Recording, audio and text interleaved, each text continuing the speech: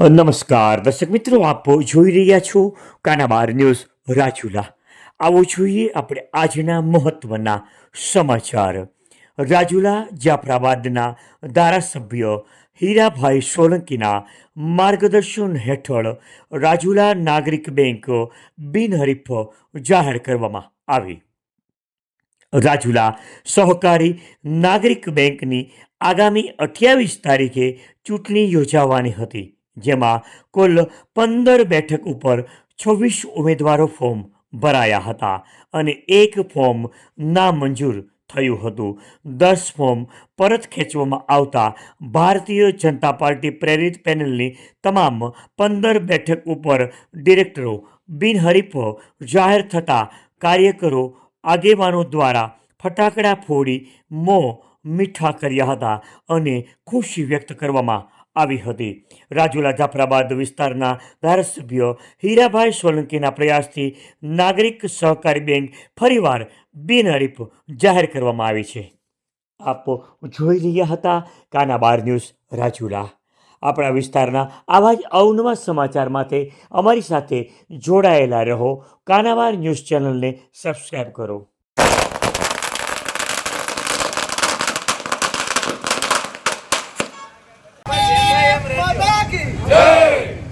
વંદે વંદે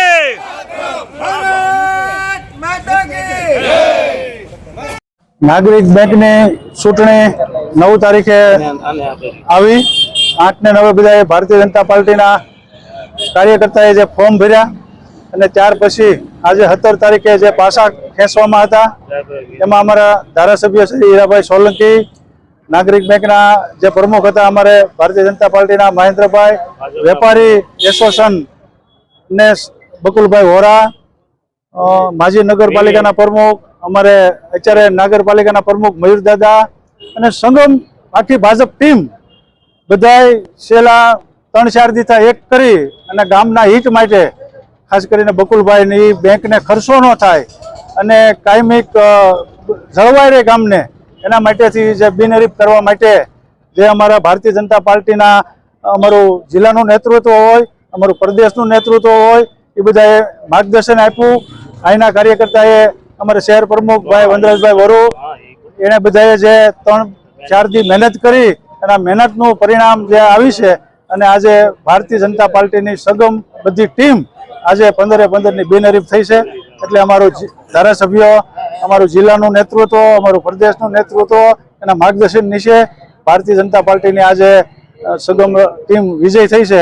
એમાંથી પાર્ટીના કાર્યકર્તા ખુશ છે. સમગ્ર રાજુલા શહેર અને ભારતીય જનતા પાર્ટીના આગેવાન કયો કે નેતા કયો, આદરણીય ધારાસભ્ય હીરાભાઈ સોલંકીની રાહબરી નીચે અને એના માર્ગદર્શનથી છેલ્લા 8-10 દિવસથી જે ચર્ચાઓ ચાલી રહી હતી એનું આજે પૂર્ણવિરામ થયું છે.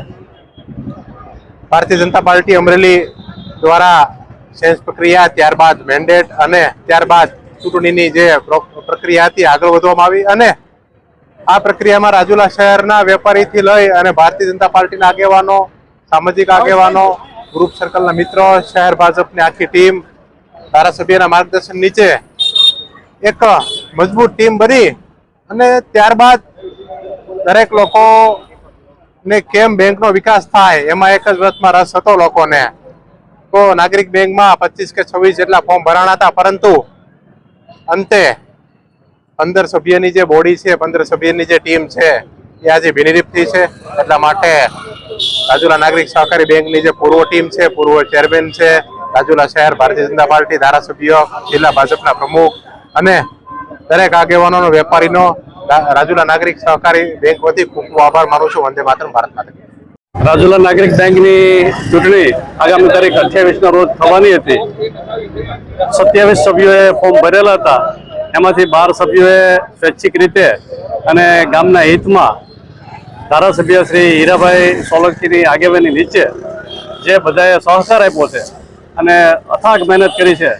પ્રદેશ, જિલ્લા ભાજપ, સ્થાનિક ભાજપના પ્રમુખ શ્રી રવુભાઈ, સંજયભાઈ, મહેન્દ્રભાઈ બધાના હસ્તાક્ષર, ભાઈ મહેશ બાપુ આ મયુર દાદા બધાના પ્રયાસોથી જે બિનરીફ થયા છે એ બદલ હું નાગરિક બેંકની સમગ્ર ટીમ અને બોડીને અભિનંદન આપું છું.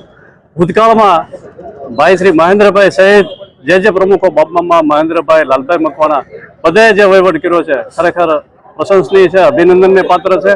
આવતા દિવસોમાં આ નવી બોડી પણ એમનાથી સરસ અને વિશેષ સંચાલન કરે એવી રાજુલા શહેરીજનોની અપેક્ષા છે. એ સાથે